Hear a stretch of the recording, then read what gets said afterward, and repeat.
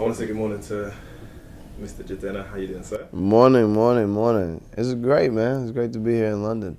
You've been about for like the past 2 weeks. Yeah. City to city, country to country. Yeah. How are you adapting with just moving around a lot? Well, I move around a lot in the States, but this is the first time post-Classic Man that I'm moving around from country to country, from culture to culture. It's actually very natural. I grew up in international communities in the States. So we would have like Ghanaians, Lebanese, Bolivians, Indians, Chinese, all in the same area. So to go from country to country, especially countries like Nigeria and South Africa, where I have family in both countries, and then come to the UK and come to London and just feel like, oh, so this is where I got a lot of my style from. It's like, it's totally natural, man, and it's great. It's humbling. Can I first of all commend you on what I heard yesterday? Blown away is the word that came to me. Wow. Yeah, haven't heard anything like that. I couldn't, when I was feeling the music, I couldn't compare it to something I heard before. Wow. But it felt, when I listened to it, that I could feel that my ancestors, or our ancestors, will be proud of the messaging that's coming. Oh, man. Wow, man. How do you interpret it? First of all, that means a lot, man. Every affirmation is needed.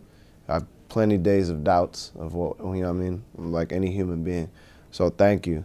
Two, yeah, it's, you know what's interesting what you said is because when I was making those records, and it was mostly between December and January, I wrote like 98% of those records. And then we spent the first half of the year just fine-tuning and producing them up. I was alone in a house, and there was a shrine in the room. And I prayed to all the musical ancestors, and the ancestors of my blood, and the ancestors that have been fighting to create harmony and humanity. I literally prayed on every record, prayed before every time.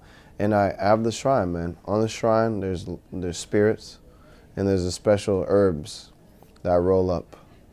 And those herbs and those spirits and the meditation and the holy books are what enable me to kind of meditate and contemplate. So when you talk about the ancestors, man, I'm glad you feel it, because that's who I was talking to.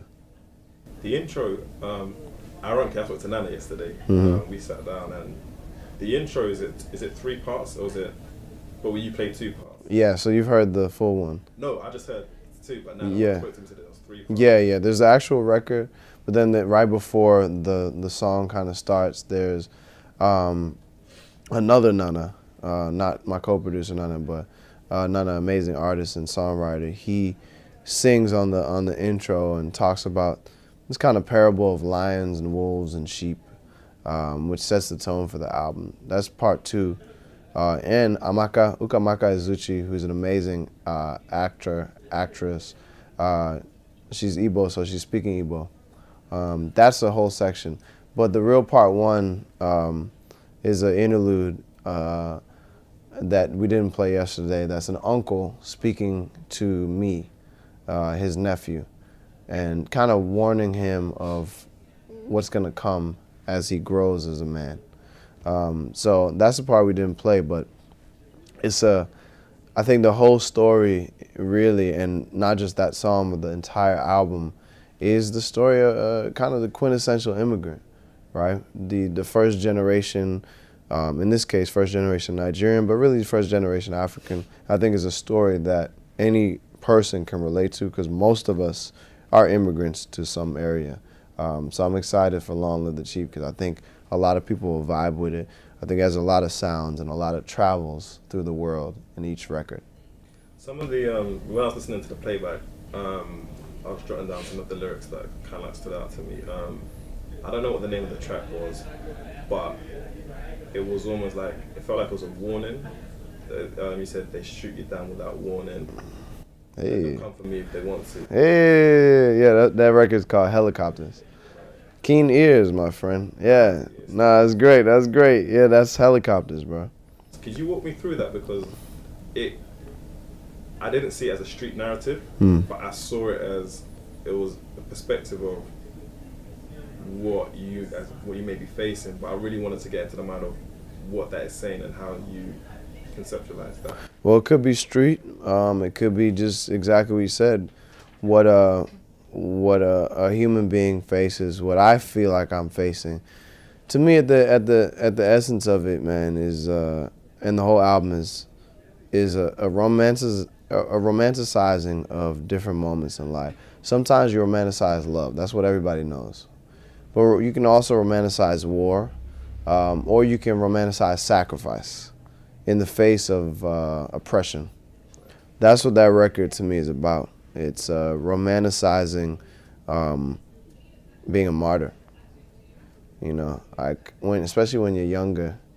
I remember when I was a boy, I wanted to be a martyr, man. I looked up to Tupac. I looked up to Malcolm X. I looked up to these guys.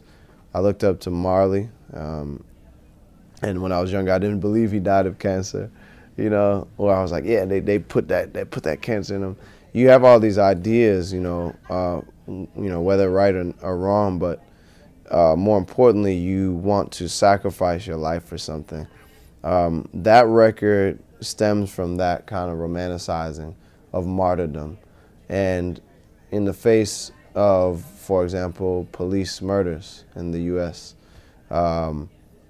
or anybody trying to shoot you down, not just crooked police officers, or not a good guy who just happens to be in a world, in a society that's racist in its core fabric and needs to deal with that. If they shoot you down without warning, then the crown's on my head tonight. Meaning, hey, that crown of thorns or the crown of humanity, I'll take it on tonight. I'll be the one to go in. I'll be the one to defend us against whatever the opposing force is. So that's what that record means to me. I used to live in South Central LA in the summers, there in Ladera Heights in LA. Two different sides of LA, but what I saw the most in LA was these helicopters. More helicopters than anywhere in the US you see in Los Angeles. And so that song's close to me as somebody from there. And I think the appearance of helicopters oftentimes is a warning that somebody's gonna get got. So that's what that record all in all is about. In that same record, did you say "Let My Children Know What That's About"? Yeah.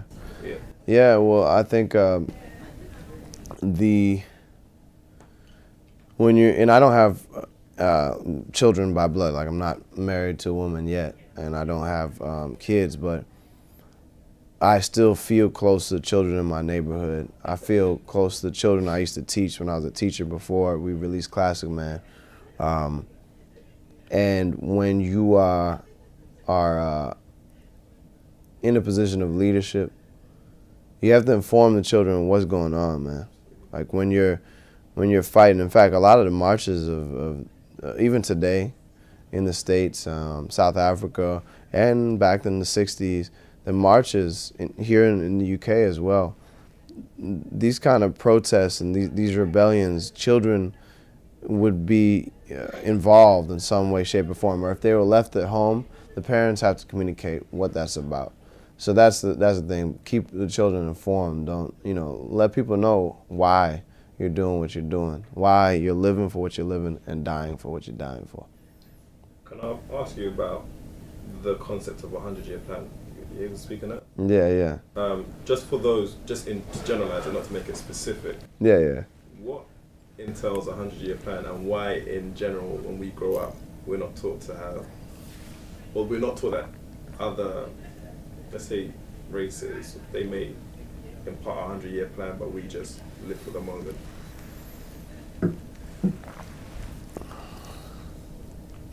The 100-year plan, it stems from the fact that if you change 100 years, you'll change 1,000 years. If you change 1,000 years, you change 10,000 years. It's actually an exponential plan. I was a mathematician, man. When I was a kid, I was really good at math, and I integrated algebra, calculus, but what struck me most is the actual truth behind certain equations. And that's the thing that I hit on with the 100-year plan. If I die today, my team already has the plan. They already know what to do per decade, anticipating certain events. They already are ready for it. So that's what the 100-year plan is about. Now, we oftentimes, we're worried about now, and we don't always see the vision for the future. I think we do, but maybe we're afraid, or maybe we just have so many obstacles in front of our face that we forget that, hey, let me keep my eye on the prize. And so other people, other groups of people definitely have long-term visions. I think it's important that in our music that we broadcast that we also have a long-term vision. A lot of our music is like, man, you know, you only live once, but to me that's only true in this body. You only live once. I've definitely been here before and I'll be here again. But that kind of mentality, although it may be true for some, for me it's not a truth in my life. In my life, I'm not just thinking about myself. I'm thinking about the next and the next and the next. They say a true chief can see 7 generations down the line. So that's what the 100-year plan is about. I believe the chiefs and madams in my tribe. I believe the people listening that fuck with my music, they're thinking long term. They're thinking about dynasties, man. I'm not studying something that's gonna only live in my life or even just my kids' life, man. I'm studying China. I'm studying people that have. I'm studying Egypt. I'm studying certain societies that have lived long, or the Kingdom of Benin, which is arguably the oldest one in the world. I want to study people and groups of people that live far beyond this one generation or this lifetime. That's what the 100-year plan is all about. Everybody should have a 100-year plan. Fuck a 3 to 5 year plan, 10-year plan, man. When people ask me that, man, I was like, all right. The first time a professor asked me that, I literally gave them a 100-year plan, mapped out by decade to decade to decade. As far as being, to me, a real chieftain, man, that's a visionary. That's a visionary for the neighborhood. That's a visionary beyond today. Those are the genuine guys that I looked up to. The madams, the queens, whatever you want to call the women of power, prime ministers, presidents. These women see far beyond today. And so those are the people I look up to. I try to associate myself with, and I think it comes out in the music. When you are creating this type of body of work, what's the actual sessions like? Because it feels like it must be really emotive, because as you say, in the way that you go about it, it must feel like it's almost like a sacred spot when you're recording. Yeah, it is. It is. Yeah, when I make an album, I'm first of all, I usually write a sentence that I want the album to feel like, right? So the sentence that I wrote for this record was, I want it to feel like a sacred romantic magic carpet ride driven by the African James Bond, but powered by Tesla. That was the specific sentence I wrote. So we crafted the studio. Fair and Fancy, Madame Kateri specifically did the interior design for the studio. And what we did was created a studio that felt like that sentence. Both art director and creative director Whipper Wiley contributed to the kind of elements that you see in the studio. Like there literally is a magic rug. It's a prayer mat. There's a shrine in the room. There's these Victorian settees. There's a Moroccan daybed. There's LED lights and different kind of colored lights that come on and off, which feel like an EDM concert. So that was a Tesla element. And then I would dress up, and nobody was there, by the way. 1 month alone. 1 month alone. I didn't see anybody for Christmas. I didn't see anybody for Happy New Year's. I was alone for 1 month in the studio. And I had this shrine, and like I said, I would pray over it, and I get myself in a meditative zone. You can't divorce the artist from what he or she needs to get them in the zone. And so for me, it's like spirits and herbs and just prayer. And then after I get in that zone, man, then you just let whatever comes through come through. And that's how I went about the album, man. That's how I go about projects. It is a sacred space. Collaboration can be sacred as well, but I'm a little bit more loose. But when I'm making my album and I have a focus, I need to be in the zone. A lot of times that starts with being alone, and then I go out and kind of share and build with other people. So obviously the music isn't just all that you're about. There's a bigger picture, and the music's a part of it. Is that a correct assessment? Yeah, I do believe in the power of music, though. I really do. I believe in the same way Bob Marley believed in the power of music. Like he used it, or Fela, who said music is the weapon. I completely believe in the power of music to redesign the world. I don't believe in good and evil all the way. Like I get it. I can translate when people are talking about good and evil. But for me, evil is circumstantial. If I'm a man and I don't have food to eat, and I go out and rob somebody and kill somebody for food to feed my family, am I evil? I don't know. If I've grown up wealthy my whole life and don't know what it is to fully share with everybody, maybe I was a wealthy only child, right? So when I go to eat my pancakes in the morning and I don't share with you and you're sitting next to me, am I greedy? I don't know. To me, it's all circumstantial. But the world is divided between those that want change and those that don't. Those that like the status quo, want to keep it how it is, and those that want to change the status quo because it's not benefiting them. So for me, I'm always thinking about design. How can I redesign the world? How can I redesign the world with music? And how can I redesign the world after I get this so-called celebrityhood or whatever this is called? I'm not chasing fame. It's only greatness I'm chasing. And I'm chasing a world where we actually have harmony in music, literally harmonies and triads that you play, but also harmony between people. Back home, what's the reception like for you when you go back to Nigeria? How do people treat you? Hey, like a chief. In fact, like as a, they treat me like one of the guys in my band, man. He was like, when we went to Lagos, he was like, "Damn, man, you like Muhammad Ali in this bitch, man. It's like your Boomaye moment, man. It's like Boomaye out here. Like it's man, so much love, man, respect in Nigeria. If I could, I would." If I could, man, I would really bring that love everywhere I travel, man. It is actually in the States, in certain parts in the States, especially where black people are, there's a lot of love. What's funny is I'm half white. It just goes to show. When I walk through white neighborhoods, I don't get the same love. Why is that? Technically, I'm a white woman and a black man. Technically. If I look at me half and half, right? But that's how you know society. That's how you know where society is. Does it go back to the whole design, the way people perceive? Yeah, the way people perceive. It's you know, my mom actually is her parents. One of her parents is from Scotland, moved to Ireland. Other one was English and moved to Germany. Right. That's my background. That's my mom, and my father is Nigerian. It's when I'm in the States or I come back from England or come to London, it's not the exact same reception as Nigeria or even South Africa. I'm not even from South Africa, but they treat me royally and have respect. Why do we live in that world?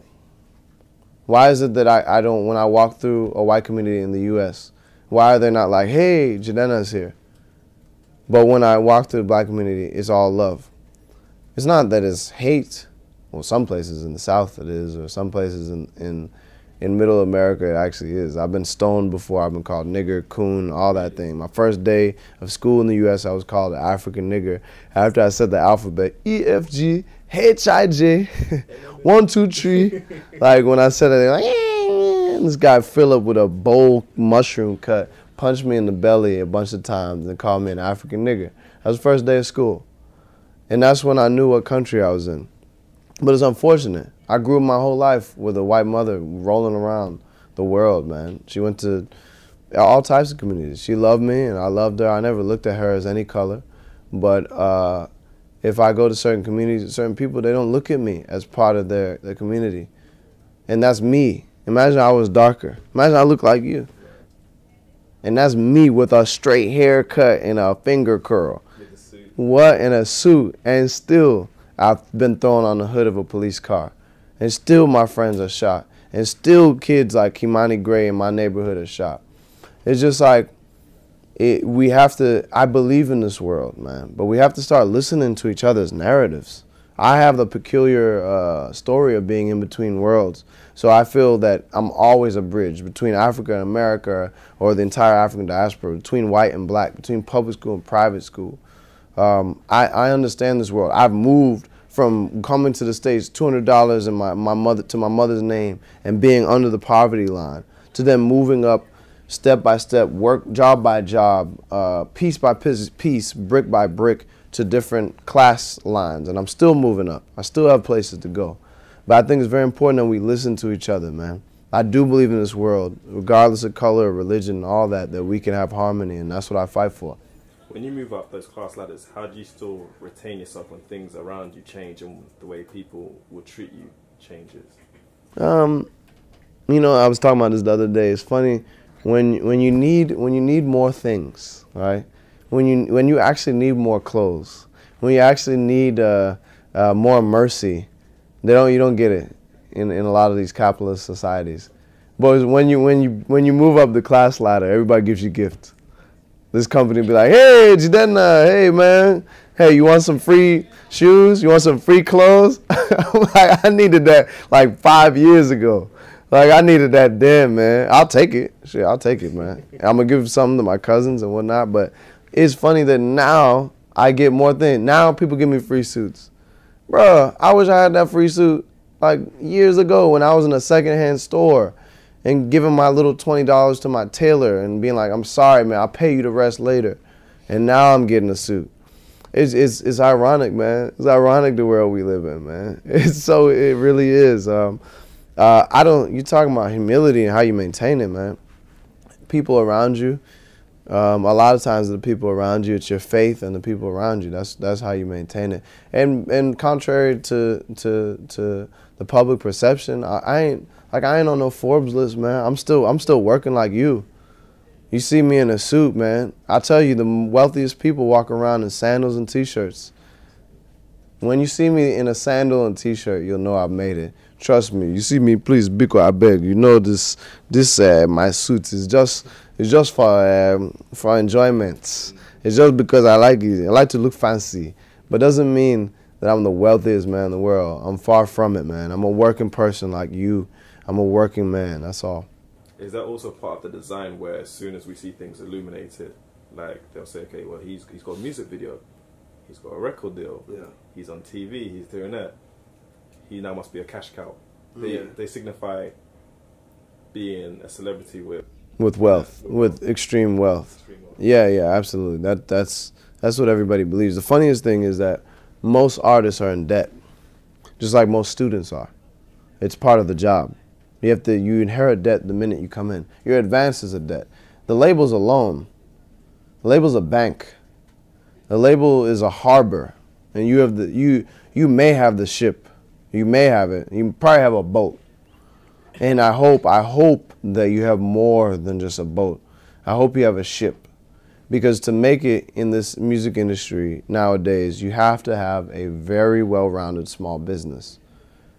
I have the benefit of working with an amazing label. 2, Wonderland Records, Epic Records, of course, subsidiaries of Sony.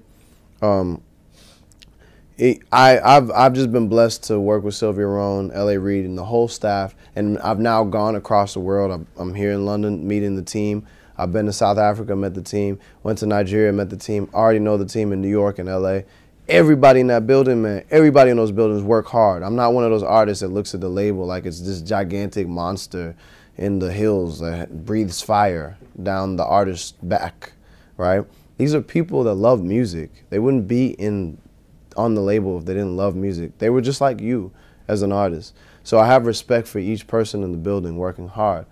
Now, with that said, you can't go to a label and think they're going to make you everything. Nobody told me how to dress. In fact, people told me not to dress like this. They say, you look too old, young man. Like, you ain't going to relate, man. They said that maybe that ain't going to work. And not label per se, but just people that were trying to consult and advise me before Classic Man came out. L.A. Reid, however, and Sylvia Rohn were like, yeah, I love it. They believed in it. Wonderland Records, like Janelle Monáe was like, I love it. But I went with a great team. I went with a team called Fair and Fancy. It's a small business. No matter what, I'm still rowing that boat. I don't sleep much. I'm still rowing, man. And that's for everybody. You look at these people who are successful or at the top, these people rowed their boat for a long time, and they still rowing right now. So that's how you make it. You build that team, you cultivate it, you build people that are loyal, that you love and love you and work with you, and that's how you make it. I don't know another way. I can't say for everybody, but that's how I did. Yeah, I mean, yesterday, like, the launch party was amazing. Oh, hell yeah. Yeah, it was incredible. I've never seen that before. I've been to a couple before in the building. I've never seen that type of experience.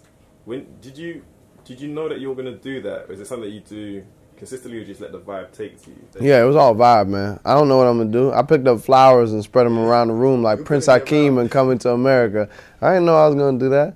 I didn't know at all, man. We usually roll like 20 deep, yo. So we be all vibing, so we vibe off each other. But man, the music just hit me. The sound system sounded great in the Sony building. RCA was there just repping hard, man. But it wasn't even anything choreographed at all. It was just like, yo, let's vibe, let's enjoy it. And each song kind of developed. Like the first record is more like, it's probably the most serious record, you know what I mean? And I'm just in it. And then it starts building up because Chief Don't Run's the second track. And then before you know it, it's just party and we just vibing. So I liked it, man. I like my own music because it's not from me, man. I'm a vessel, I'm a medium. I'm a shaman, I'm a medicine man. I'm hearing it like you are. I'm like, damn, that shit sound great. That shit sound good. I like that production right there. I'm a fan of what came through. Not like I sat there and I do everything and I'm a genius. I ain't no fucking genius, man. That shit just came through. I enjoy it like you. And lastly, I'll ask you, so you may have touched on it already, but what do you now define as your purpose? My purpose? My purpose is to build human connection across the earth. My purpose is to build bridges. My purpose is to bring truth to the fact that the world is a village. My purpose is to break down country lines and ethnic barriers and racial divides and religious chasms between the major religions of the world. My purpose is to find the uniqueness and the diversity within all human beings. I really believe that we're on the verge of a golden age in humanity. I believe that's what the internet was. It was like a wormhole into seeing into this golden age. I've seen it, man. Like, I've seen it. I'm dead ass, man. I haven't even gone in any interview in terms of what I've seen, man. And moments in my life that changed me. When I had dreadlocks, I was walking around the streets of Palo Alto where Zuckerberg was across the street, and I was chilling with homeless people, giving bread, loaves of bread to them, and fucking chicken from Trader Joe's supermarket. These are scenes of my life I ain't even showed. But I'll tell you, man, I've seen far, and I know where we're going. I may be wrong, but that's how my head is designed, and all I can do is give you what my head has. And so I want to bring the world closer in that way. We're going to be living in a world where you take a tube 45 minutes to go to China. That's the world we're going to live in soon. A world where your kid is going to ask you to give him or her calf implants in the game, in a pole vault, or in a basketball game. They're going to ask you for calf implants, and you're going to have to make the ethical decision whether or not you give them. They're going to say, Daddy, the private school that I'm playing against, they all have calf implants. What do you do then? What does the world look like when computers have taken all intelligence and all we have is our creativity? What does that look like? I've seen some of it, man. I've seen some of it. I think other people, Zuckerberg, I think Steve Jobs, I think my father, I think certain leaders see it. But who knows? I don't know. I may be wrong. But that's the world that I look at. That's what I focus on. And I believe in bringing harmony in that world. I believe we can chew gum and walk. I believe we can party with a purpose. I believe we can party and ponder. And I believe we can live in a world with harmony, not just in music, but between people. Jidenna, I'm going to leave it there, but that was really inspiring. But I want to thank you for your time. Thank you, man. I appreciate your questions.